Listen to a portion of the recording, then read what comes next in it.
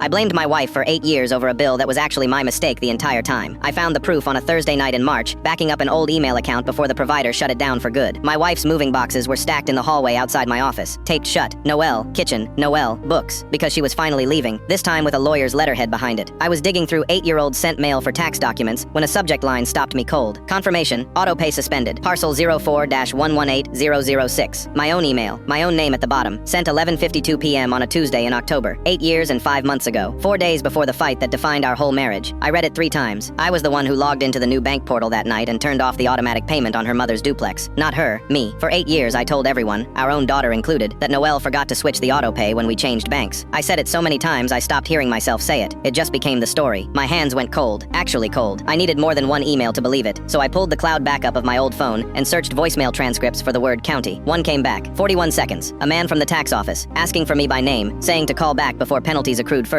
My own name coming out of a stranger's mouth, 8 years in the past. I sat there and understood I'd spent 8 years married to a woman I'd personally wronged, and let that wrong sit in our house like furniture nobody was allowed to move, until she packed her own boxes and walked out from under it. We met at a hospital fundraiser when I was 26. I inspected bridges for the state, the guy who hunts for the one hairline crack that turns into a collapse. Noelle was a labor and delivery nurse who could hold a stranger's hand through the worst night of their life and still make you laugh on the drive home. Her mother, Yvonne, left her and her brother Garrett a small duplex on Alder Street when she died, split evenly, meant to stay in the family. A year later, when we refinanced our own mortgage and switched banks, I was the one who insisted on handling it. Noelle got anxious on the phone with banks. I told her, half showing off, I've got this one. She believed me, because in 11 years I'd never given her a reason not to. I paid bills a week early. I kept a spreadsheet of every due date taped inside the pantry door. Careful, reliable. The guy who reads the fine print nobody else bothers with. That reputation was the whole foundation the lie eventually got built on top of. We got married 19 years ago in her mother's backyard, under a rented tent that leaked in one corner the entire reception. For most of those first 11 years we were happy in the plain, unremarkable way nobody bothers filming. She'd leave a granola bar and water on the passenger seat of my truck before early inspections. I'd text her a photo of whatever bridge I was standing under that day with some dumb caption, and she'd send back the same laughing emoji every single time, for years, like a private joke that never needed updating. That's the man who walked into that October night. Not a stranger, the same one with the spreadsheet taped inside the pantry door. The October night it happened. I remember clearly now. Brutal fall, 3 inspections stacked back to back, Noelle pulling 12-hour night shifts. I sat down to finish setting up the new bank portal before bed, exhausted in the specific way that makes a careful man careless. A warning popped up about payments double drafting during the migration. I switched auto pay off, told myself I'd turn it back on in 2 weeks, even set a phone reminder. 2 weeks later that reminder buzzed while I was under an overpass in the rain, hands full of a rebar gauge, and I swiped it away and told myself I'd deal with it that night. I didn't. Not that night. Not that week. The reminder disappeared into the pile of everything else, and I never thought about that toggle switch again. 4 days after that reminder buzzed, a letter came from the county, addressed to me, and within the hour, I was standing in our bedroom, about to tell my wife a lie that would last 8 years. Full story is only on Spotify. Search GurkoStory and follow.